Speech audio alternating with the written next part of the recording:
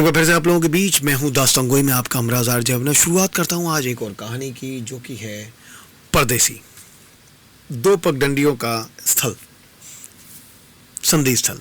जरा पीछे एक कुटी। एक पगडंडी से एक स्त्री जा रही है, दूसरी से एक पुरुष आता है। पुरुष: भद्रे, मैं दूर से आता हूँ, मुझे प्यास लगी है। महिला पुरुष की ओर देखती है: यहाँ पानी मिलेगा? पानी? मैं प्यासा हूँ, मेरे हाथ रीते नहीं हैं, आंचल में फूल है, मैं अभी जाकर पानी दूंगी। वहाँ छाएं हैं, बैठें। फूल कहाँ लिए जाती हो?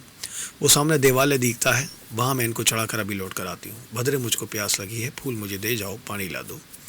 कहती हूँ मैं अभी आती हूँ, देर नहीं लगाऊंगी। नहीं, फूल रहने दो और पानी ला दो, फिर फूल ले लेना।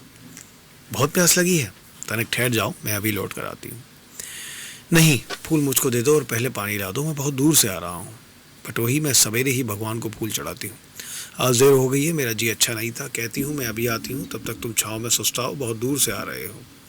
लाओ मुझे दो फूल, मैं चढ़ा दूंगा। नहीं नहीं, मैं बहुत अच्छी तरह देवता पर फूल चढ़ाऊंगा। तुम कैसे बटोही हो? चलो मुझे जाने दो, जाना चाहती है। भद्रे, मैं प्यासा हूँ। वो कौन देवता है जो फूल चाहते हैं? मैं पानी चाहता हूँ, इससे ज़्यादा वो फूल चाहते हैं। बटोही, तुम कैसी बातें करते हो? मुझे जाने दो। तुम्हारे देवता कैसे हैं? मुझसे अच्छे हैं? बटोही, हटो, मुझे जाने दो। बटोही को पानी देना छोड़कर देवत पूजन जाओगी? भद्रे: बटोही, तुम बड़े अनजान हो। तुम कौन हो? बड़े निशंक हो। परदेसी हूँ, बहुत दूर से आ रहा हूँ, बहुत देश और बहुत नाम पीछे छोड़ता आ रहा हूँ। तुमसे शंका करूँ? मेरे पास फूल हैं और मेरे हाथ फंसे हैं। मुझे जाने दो परदेसी, लौट कर मैं तुम्हें ठंडा पानी दूंगी। फूल भी मुझे दे दो। चुप रहो बटोही, तुम ढीठ हो। मैं प्यासा हूँ भद्रे। प्यासे हो तो मैं नहीं जानती। देवता को तुम कब से जानती हो? क्या वे प्यासे हैं? सुनता हूँ इस लोक के देवता पत्थर होते हैं। महिला: चुप रहो बटोही, तो मैं चुप रहूँ और चला जाऊँ, यही तुम कहती हो? नहीं नहीं, ये नहीं, पर अभी बैठो, मैं शीघ्र आऊँगी। तो मैं चला ही जाता हूँ, मैं बहुत जल्दी लौट आऊँगी, सच देर नहीं होगी। कह तो रही हूँ, जैसे मैं चलता चला आ रहा हूँ वैसे ही यहाँ से भी चलता चला जाऊँगा। जाओ, तुम देवता के पास जाओ। बटोही, तुम हटी हो, मैं कहती हूँ मैं अभी आ जाऊँगी। हाँ तुम जाओ, मैं अपनी बाट चला जाऊँगा, मुझे तो चलना ही है। प्यासे जाओगे? क्या उपाय है? तुम तो देवालय जा रही हो। हाँ, मैं देवालय जा रही हूँ। तो जाओ, लेकिन तुम बैठो। नहीं भद्रे, तुम जाओ, मैं भी जाता हूँ। तो बहुत प्यासे हो? बहुत नहीं, तो लाती हूँ पानी। लो। महिला ने फूलों भरा आंचल बढ़ाया कि परदेसी फूल ले ले। परदेसी यूं ही खड़ा रहा। अब लो इन्हें, मैं पानी लाऊं? कहाँ लूँ? मेरे पास कोई वस्त्र तो नहीं है। तो क्यों मांगते थे? कितने फूल हैं? अंजलि में आ जाएंगे? नहीं आएंगे। तब इतने फूल बताओ कैसे लूँ? उत्तरीय में ले लो। उत्तरीय में? अच्छा लाओ, लेकिन एक बात है, तुम यहीं रहना इसी जगह, और इन्हें खराब मत करना। ये पूजा के काम के हैं और तुम सावधान नहीं हो। मैं यही रहूँगा, खराब नहीं करूँगा, मैं सावधान रहूँगा। बटोही, फिर तुम पानी पीकर चले जाओगे? नहीं तो क्या। कहाँ जाओगे? पता क्या कि कहाँ कहाँ जाऊँगा? पता नहीं है कि कहाँ कहाँ जाओगे? अच्छा, आश्रय कहाँ पाओगे? बस्ती में? आश्रय बस्ती? क्यों? बहुत दूर से आ रहे मालूम होते हो, ज़रा विश्राम करके जाना। लेकिन तुम तो देवालय जाओगी। देवालय से तुरंत ही लौट आऊँगी। अच्छा। अपने उत्तरीय में फूल ले लेता है। महिला जाती है, पुरुष मुस्कुराता रह जाता है। कुछ देर बाद महिला एक पात्र में जल लेकर आती है। लो, ये भी तो तुम लो। पुरुष महिला के ऊपर फूल बिखेर देता है, फिर हाथ बढ़ाकर पात्र लेता है। ले लेने तक में पात्र महिला के पैरों के पास गिर जाता है। महिला प्रसन्न होती है, कुछ प्रसन्न भी होती है। तुम बड़े खराब हो जी, मैं और फूल कहाँ से लाऊंगी? और फूल क्यों लाओगी? देवता की पूजा कैसे होगी? और ये पूजा किसकी हुई है? तुम देवता हो? आए बड़े देवता। तुम तो हो, तुम पर फूल भी बिखरे, जल भी चढ़ गया। चुप रहो, रुष्ट हो। अच्छा, मुझे क्षमा करो।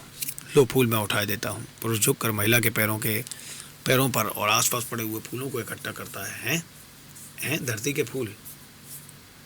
तो क्या हुआ? फूल तो फूल हैं। वे अब किस काम के रह गए हैं? वे अब बड़े काम के हो गए हैं। मैं अब खाली हाथ देवालय कैसे जाऊँ? मत जाओ, तुम बड़े दुष्ट हो। तो दुष्ट अपनी राह जाता है। जाऊँ?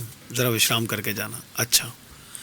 दोनों कुटीर की ओर चले जाते हैं। महिला अकेली रहती है, उसकी उम्र अभी नई है, बस्ती से बाहर अलग अपने आप रहती है। तुम यहाँ अकेली क्यों रहती हो? माता पिता नहीं हैं? हैं, उन्होंने मुझे अकेले रहने को छोड़ दिया है। वे बस्ती में रहते हैं, उन्होंने तुम्हें अकेले रहने को क्यों छोड़ दिया है? हाँ, बस्ती में रहते हैं। बस्ती में भले आदमी रहते हैं, मैंने सुना है। मैं भली नहीं हूँ, इसी वास्ते उन्होंने छोड़ दिया है। तुम क्यों भली नहीं हो? ठीक, मैं नहीं जानती। कुछ दिन हुए कुमार आया था, वो मुझे एक उद्यान में मिला था। वो बहुत अच्छा था और ये याद नहीं रखता कि दुनिया भी है। मैं भी तब दुनिया को भूल जाती थी। मैं रोज़ उद्यान जाती थी कि कहीं कुमार मिल जाए।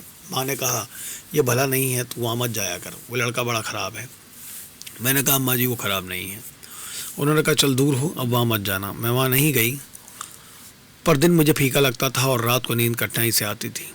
किसी भी काम में जी नहीं लगता था, सब सूना सूना लगता था। पर माँ बाप की आशा आज्ञा तोड़कर मैं जाना नहीं चाहती थी। माँ बाप मुझे चाहते थे, मेरी भलाई चाहते थे। ऐसे कई दिन बीत गए, मेरे मन पर पत्थर सा बैठता जाता था।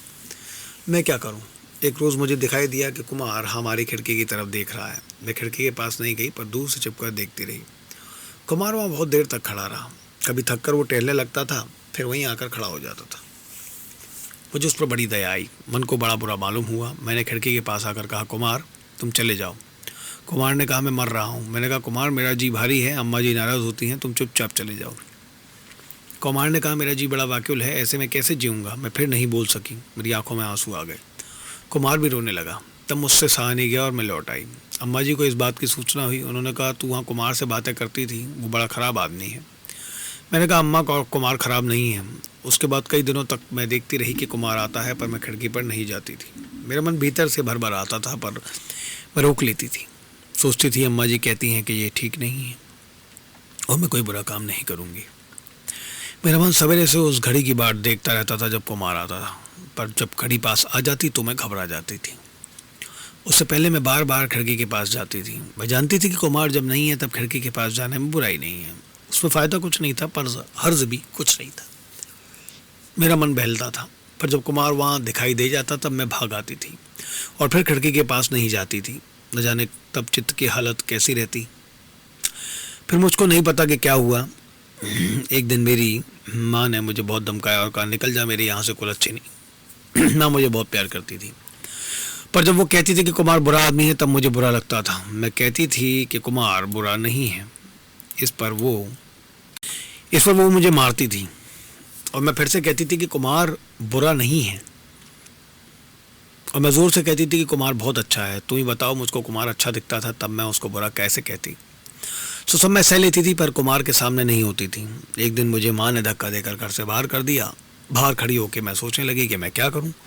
मैं माँ के मन को जानती थी, मुझसे उनका जी बड़ा क्लेश पाता था।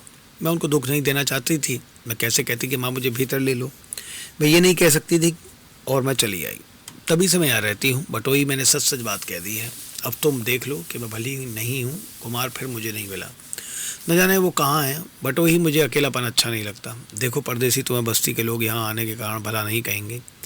मुझे वो बहुत खोटी खोटी बातें कहते हैं, पर मैं नहीं चाहती कि तुम्हें भी कोई खोटी बात कहे।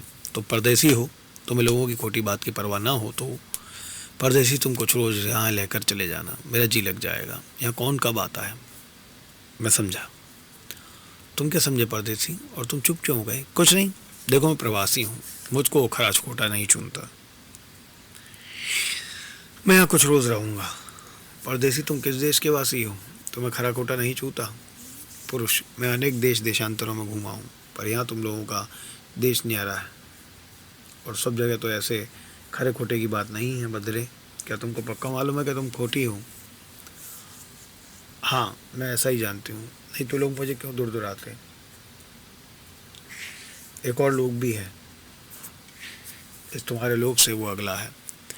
वहाँ सब उलट जाता है, जो यहाँ दूर दूर आया जाता है वहाँ उसका आदर होता है। यहाँ का दुखी वहाँ दुख पाता है। तो उस लोग के बारे में कुछ नहीं जानती। क्या परलोक। हाँ परलोक, मैंने सुना है परलोक होता है, पर मैं कुछ जानती नहीं। सुना है यहाँ से लोग वहाँ जाते हैं, जो सुना है वो मिथ्या नहीं है। अच्छा, तुम कुमार को पहचानती हो। परदेसी, तुम कैसी बात करते हो, कुमार को नहीं पहचानूंगी, लेकिन सच पहचानती हो। महिला देखती है कि जो सामने है वो कुमार ही तो है। तुम परदेसी, भद्रे, क्या आश्चर्य है, मैं ही तो हूँ। तुम बड़े खराब हो। मैं परदेसी हूँ रानी, मैं प्रवासी हूँ। महिला देखती है और देखती है कि सामने कुमार कहाँ, परदेसी ही तो है। एक पर्वत शिखर नितांत हिमखंडित पुरुष बादल के एक घोड़े की अयालता में खड़ा है। घोड़े के मुख में फेन है, देह में विद्युत। पुरुष अपार दूर तक बिछी पृथ्वी देख रहा है। वो प्रतीक्षा में है, उससे शायद कहीं दूर जाना है। महिला का प्रवेश, अगर तुम पा गए, आओ देखो मेरी यात्रा प्रस्तुत है। तुम रात न जाने कहाँ कहाँ विलीन हो गए। विलीन, मैं खोजती फिरी, मैं रात सोई नहीं। जो यंत्र तुमने मुझे अपने हृदय में धारण करने को दिया था उससे मैंने तुम्हारा बहुत पता पूछा, उसने भी नहीं बताया। अब सवेरे आखिर उसने बताया कि तुम यहाँ हो, मैं भागी आ रही हूँ। परदेसी, तुम्हें क्या हुआ है? तुम्हें ऐसा नहीं चाहिए, मुझे तुमने बेहाल कर दिया। तुम क्या कहीं जा रहे हो? कहानी का अगला भाग लेकर आता हूँ कल।